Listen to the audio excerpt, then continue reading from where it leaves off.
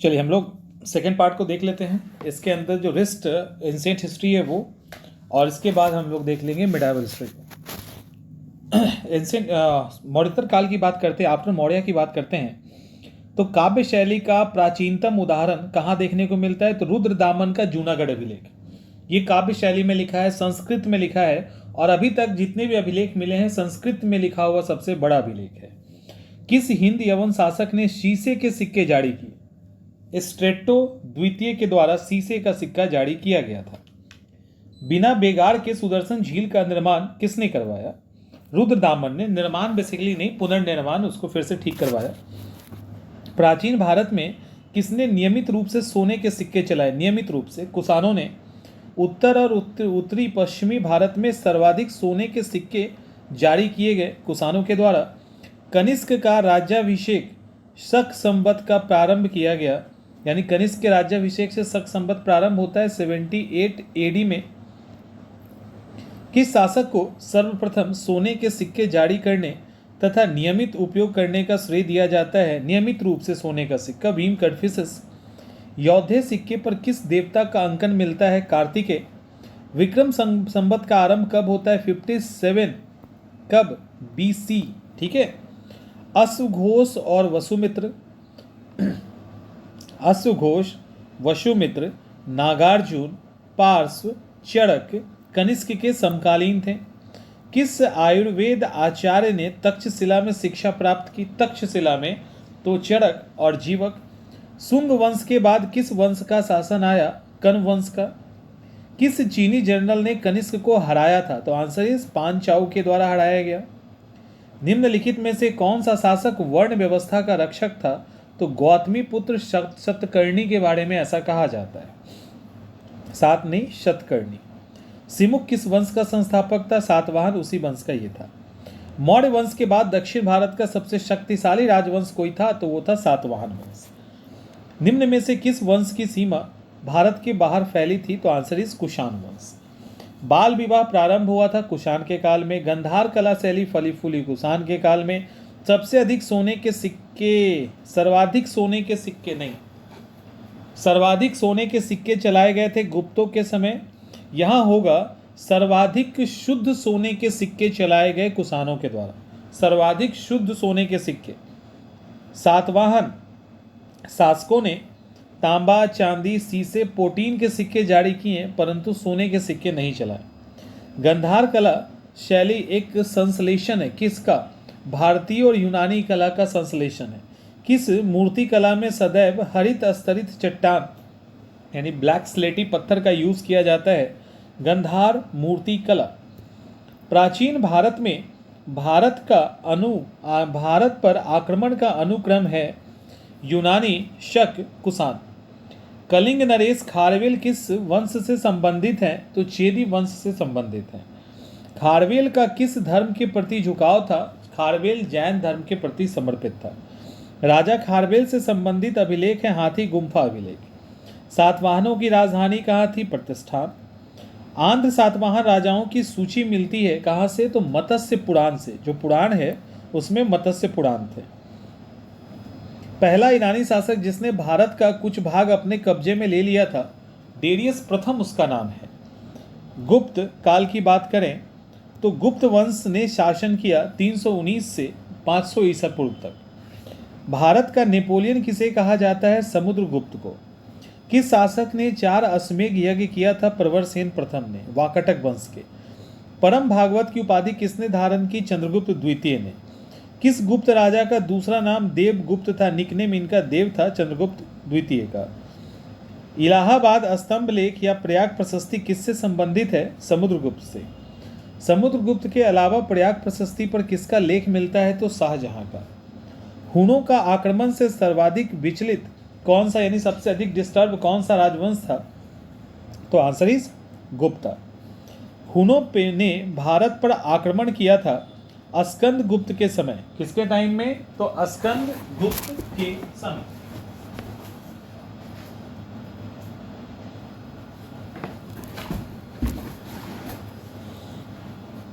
और ये जानकारी हमें भीतरी स्तंभ लेख से मिलती है। महरौली के लौह स्तंभ किसकी स्मृति में है? तो राजा चंद्र। महरौली कौन? तो नहीं, तो दिल्ली की बात हो रही है, पुरानी दिल्ली की बात हो रही है जहाँ पे कुतुब मीनार है। चंद्रगुप्त द्वितीय से इसका संबंध स्थापित किया जाता है। शक विजेता किसे कहा जाता है? चंद्रगुप्त द्वितीय को। रजत सिक्के यानी रूपक जारी करने वाला पहला गुप्त शासक कौन था? चंद्रगुप्त द्वितीय। गुप्त काल में उत्तर भारतीय व्यापार किस पत्तन से संचालित होता था? तो आंसर है ताम्रलिप्ति पत्तन था, वहां से संचालित होता था। गुप्त काल में अपनी आयुर्विज्ञान रचना के लिए जाना जाता है सुश्रुत जाने जाते हैं। चंद्रगुप्त के 9 रत्नों में फलित ज्योतिष से संबंधित था, कौन था भाई? तो छपनक संबंधित था।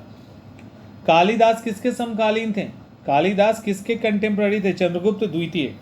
गुप्त काल में लिखित संस्कृत नाटक में स्त्री और शूद्र, स्त्री किसी भी कैटेगरी की हो और शूद्र ये प्राकृत भाषा बोलते थे और उच्च वर्ण के जो पुरुष थे वो संस्कृत बोलते थे। सती प्रथा का पहला अभिलेख प्राप्त हुआ है एरन अभिलेख से। किस गुप्त शासक ने सर्वप्रथम सिक्के जारी किए थे? तो चंद्रगुप्त प्रथम ने जारी किया था। गुप्त संवत की शुरुआत कब हुई थी? 319 ईस्वी में हुई थी। किसके द्वारा हुई थी? चंद्रगुप्त प्रथम के द्वारा हुई थी। नगरों का क्रमिक पतन किस काल की विशेषता है? तो गुप्त काल की विशेषता है। प्राचीन भारत के किस वंश के शासन काल को स्वर्ण युग कहा जाता है? आंसर इज गुप्त काल। किस वंश के शासक ने मंदिरों और ब्राह्मणों का सबको सबसे अधिक ग्राम अनुदान में दिया था? तो गुप्त शासक। और अनुदान, भूमि अनुदान करने की प्रथा किसने शुरुआत की? तो सातवाहन ने। गुप्त युग में और धर्मशास्त्रों में दोनों में भू राजस्व की दर क्या थी? तो 1/6% भू राजस्व का दर था। किस प्रकार के भूमि को अपृहत भूमि कहा जाता है? बिना जोती हुई जंगली भूमि। प्राचीन भारत में सिंचाई कर को क्या कहते थे? विदक भागम कहा जाता था। मंदिरों और ब्राह्मणों को दी गई अनुदान की भूमि क्या कहलाती थी? अग्रहार कहलाता था। शतरंज का आविष्कार भारत में हुआ। सांख्य दर्शन के प्रतिपादक कपिल मुनि हैं।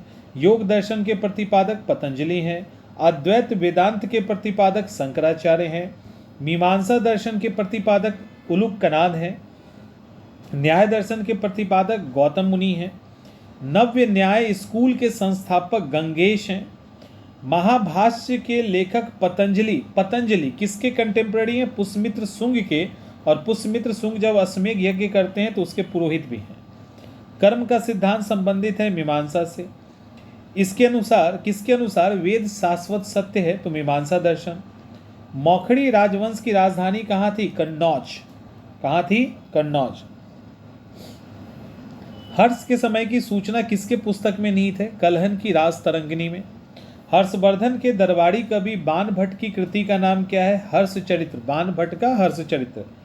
हर्ष की राजधानी कहाँ थी साम्राज्य की? कन्नौज। सम्राट हर्ष ने अपनी राजधानी थानेश्वर से हटा के कहाँ स्थापित किया? कन्नौज।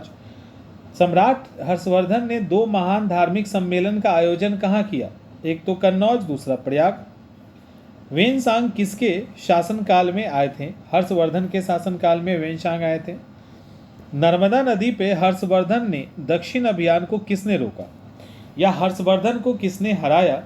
तो पुलकेशिन द्वितीय के द्वारा इनको हराया गया था। गुप्त और गुप्तोत्तर काल में कौशेय शब्द का प्रयोग किया जाता है रेशम के लिए। कौशेय शब्द का प्रयोग रेशम के लिए किया जाता है। चीनी यात्री वेनसांग किस विश्वविद्यालय में अध्ययन करने आया था? आंसर इज नालंदा विश्वविद्यालय। वेनसांग को याद करने का प्रमुख कारण उनकी पुस्तक का नाम क्या है? सी यू की कहा जाता है, भारत की यात्रा। चीनी लेखक भारत का उल्लेख किस नाम से करते हैं? तो भारत को येन तू कहा जाता है। भारत में सबसे प्राचीनतम बिहार नालंदा विश्वविद्यालय के विनाश का कारण मुसलमान, बख्तियार खिलजी। चीनी यात्री भीनमाल की हत्या किसने? चीनी यात्री ने भीनमाल तक की यात्रा की थी तो वेनसांग ने किया था। गुप्तोत्तर युग में कौन प्रमुख व्यापारिक केंद्र था? Answer is Kannauj. आदि शंकराचार्य जो बाद में शंकराचार्य बने उनका जन्म हुआ था केरल में। शंकराचार्यों ने 4 मठों की स्थापना की, जोशी मठ, द्वारका, पुरी और श्रृंगेरी। खजुराहो के मंदिर का निर्माण किसने करवाया और यह किस धर्म से संबंधित है? देखो, निर्माण तो चंदेल राजाओं ने करवाया और इसका संबंध खजुराहो का हिंदू से भी है, जैन से भी है, शैव से भी है और शाक्त से भी है, चारों धर्म से। कंदरिया महादेव मंदिर खजुराहो का निर्माण किसने? चंदेल ने। सारा का चंदेल ने ही करवाया था। खजुराहो का मातंगेश्वर मंदिर किसके लिए समर्पित है? भगवान शिव को समर्पित है। खजुराहो का मंदिर, भीमबेटका की गुफा, सांची का स्तूप विश्व धरोहर में शामिल है। ठीक है, तो खजुराहो का मंदिर भी, भीमबेटका गुफा भी और सांची का स्तूप भी। किस स्थल में 100 से अधिक बौद्ध गुफाएं प्राप्त हुई है? तो कन्हेरी है वो। माउंट आबू का जैन मंदिर किससे बना है? संगमरमर से। इनमें से कौन सी गुफा त्रिमूर्ति के लिए विख्यात है? तो त्रिमूर्ति के लिए एलिफेंटा की गुफा विख्यात है। एलिफेंटा की गुफा के मंदिरों का निर्माण किसके द्वारा किया गया? राष्ट्रकूटों के द्वारा इस मंदिरों का निर्माण हुआ है। एलिफेंटा की गुफा मुख्यतः शैव धर्म अर्थात हिंदू धर्म से संबंधित है, परंतु इसमें 2 गुफाएं बौद्ध धर्म से भी संबंधित हैं।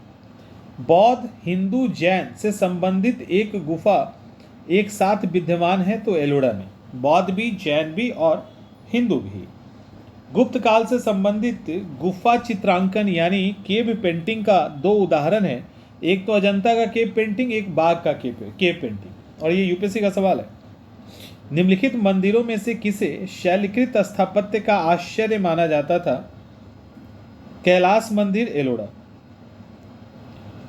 एलोरा गुफाओं का निर्माण करवाया था राष्ट्रकूटों ने। ठीक है, एलोरा गुफाओं का निर्माण करवाया था राष्ट्रकूटों ने। बौद्ध गुफा मंदिर के लिए कौन प्रसिद्ध है? Answer is Ajanta. पश्चिम भारत में प्राचीनतम शैलकृत स्थापत्य कहाँ है?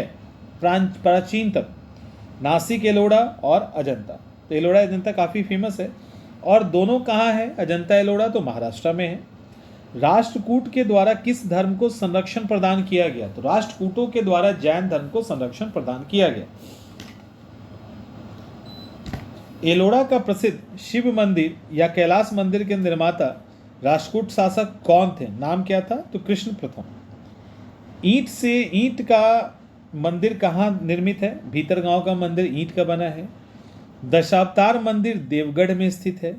अजंता की गुफाएं संबंधित है किससे? जातक कथाओं से अजंता की गुफा संबंधित है।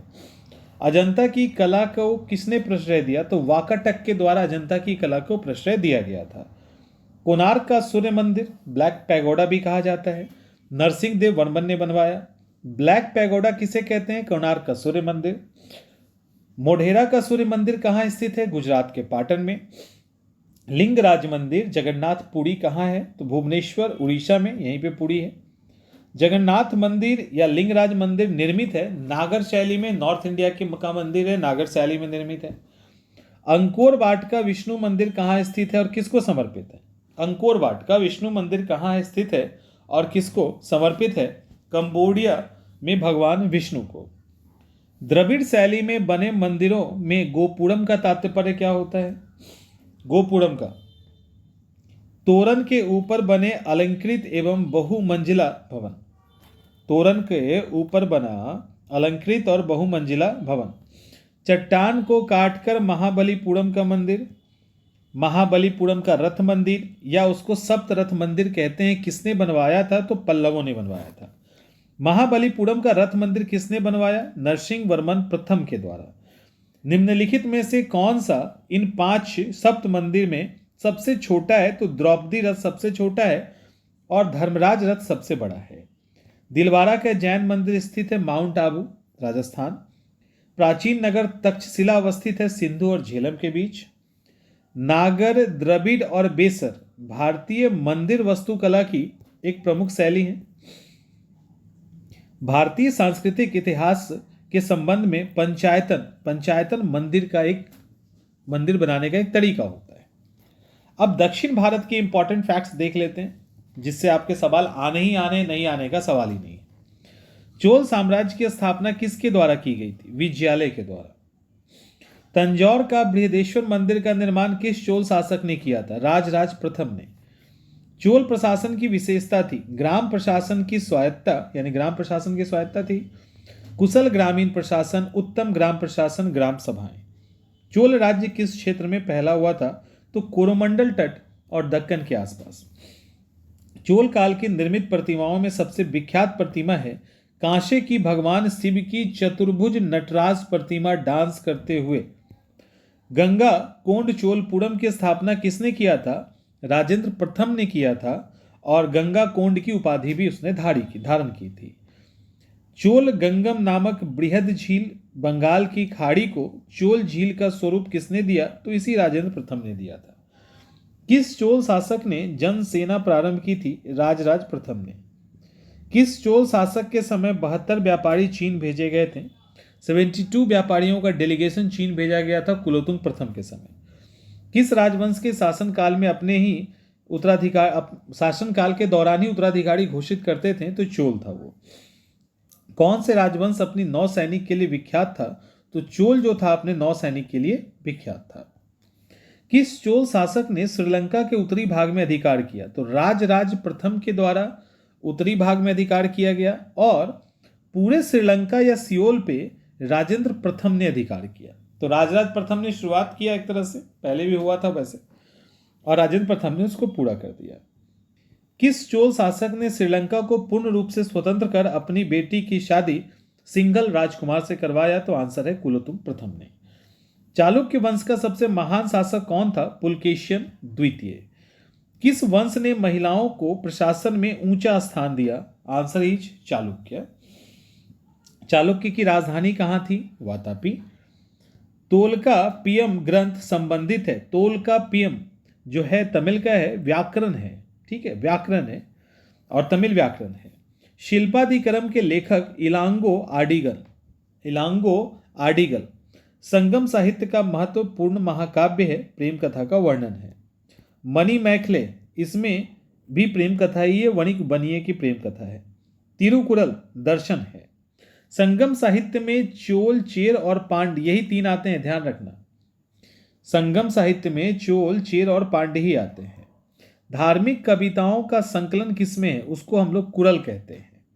तमिल साहित्य का इसे बाइबल या लघु वेद कहा जाता है, और इसके रचनाकार तिरुवल्लुवर हैं। कौन तमिल रामायण या रामावतारम के लेखक हैं? कंबन तमिल रामायण रामावतारम के लेखक हैं। इनमें से कौन सा प्राचीन भारत में व्यापारियों का निगम था? मणिग्रामम। दक्षिण भारत का प्रसिद्ध कोलम का युद्ध हुआ था चोल और राष्ट्रकूट के बीच में। चोल साम्राज्य का अंतिम में किसने किया? तो मलिक काफूर के द्वारा, आपको पता है, दक्षिण अभियान किया गया था। उरैयूर संगम काल में किसके लिए फेमस था, यानी प्रसिद्ध था? कपास के व्यापार के लिए प्रसिद्ध था। पांड्य राज्य की जीवन रेखा कौन सी नदी थी? तो आंसर होगा बेंगी नदी पांड्य राज्य की जीवन रेखा थी। तमिल संगम से रिलेटेड देखो, पहला संगम मदुरई, अध्यक्ष अगस्त ऋषि। दूसरा संगम कपाटपुरम अलवई, अध्यक्ष अगस्त ऋषि। तीसरा संगम मदुरई, अध्यक्ष नकीकर। इसमें पहला और दूसरा संगम के अध्यक्ष एक हैं, और पहले और तीसरा संगम का जो जगह है वो एक है। मीनाक्षी मंदिर कहाँ स्थित है? मदुरई में। कदम्ब राजाओं की राजधानी बनवासी के कदम। किस ऋषि के बारे में कहा जाता है उन्होंने दक्षिण भारत का आर्यकरण किया? तो ऋषि अगस्त के बारे में ऐसा कहा जाता है। कुछ अलग किताब है, उसको देख लेते हैं। कामसूत्र वात्सायन हमने ऊपर देखा था। अमरकोश अमर सिंह, राजतरंगिणी कलहन, अष्टधाई पाणिनि, किरातार्जुनियम भाड़वी, नागानंद रत्नावली प्रियदर्शिका हर्ष का लिखा है, कर्पूर मंजरी राजशेखर का, पंचसिद्धि का वराह मिहिर, कादम्बरी बाणभट्ट का, मिलिंद पन्हो हमने देख लिया था, सौंदरानंद अश्वघोष का, मृच्छकटिकम शूद्रक का, स्वप्नवासवंता भास का, गीत गोविंद जयदेव का, पंचतंत्र जो मूलतः संस्कृत में लिखा है विष्णु शर्मा का, मिताक्षरा विज्ञानेश्वर, लीलावती भास्कराचार्य, मत विलास प्रहसन महेंद्र वर्मन का लिखा हुआ है। हम लोग पूर्व मध्यकाल भी इसी में करेंगे, मध्यकाल को हम अलग करेंगे फिर बाद में। ताम्रपत्र से पता चलता है कि प्राचीन काल के बिहार के राजा का संपर्क जावा और सुमात्रा से भी था। कौन शासक पृथ्वीराज चौहान के नाम से प्रसिद्ध था? तो पृथ्वीराज तृतीय जो थे वो पृथ्वीराज चौहान कहे जाते हैं। पृथ्वीराज रासों के लेखक कौन है? चंद्र बरदाई।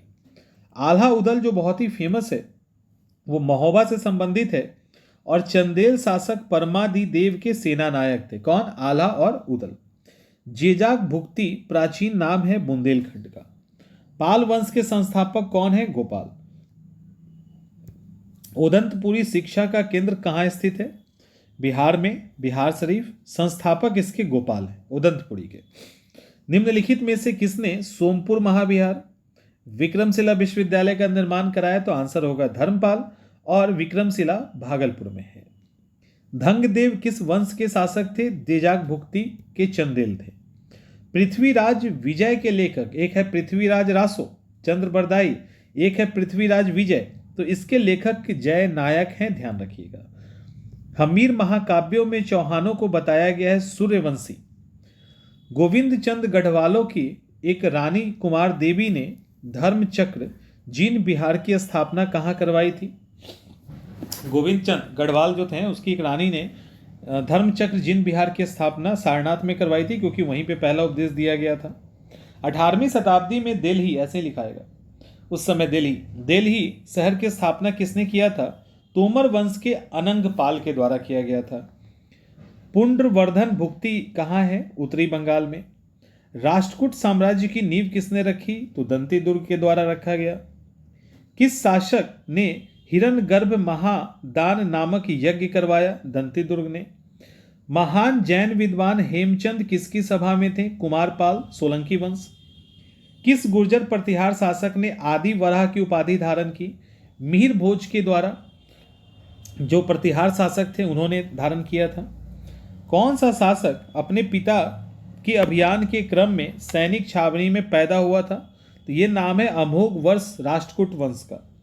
महोदया नगर या महोदय श्री किसका पुराना नाम है? कन्नौज का।